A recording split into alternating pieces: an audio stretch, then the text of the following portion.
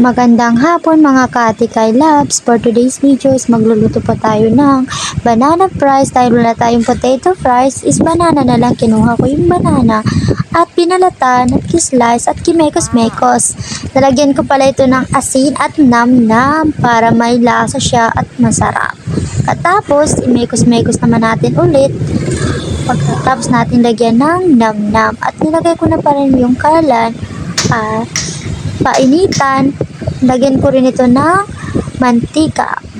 Pagkatapos nito guys, pag mainit na yung mantika, hintayin natin kumulo yung mantika at saka natin ilalagay yung kimekos-mekos natin na banana. So yan na po siya. Hintayin lang natin sandali para maluto at pakain na natin ito.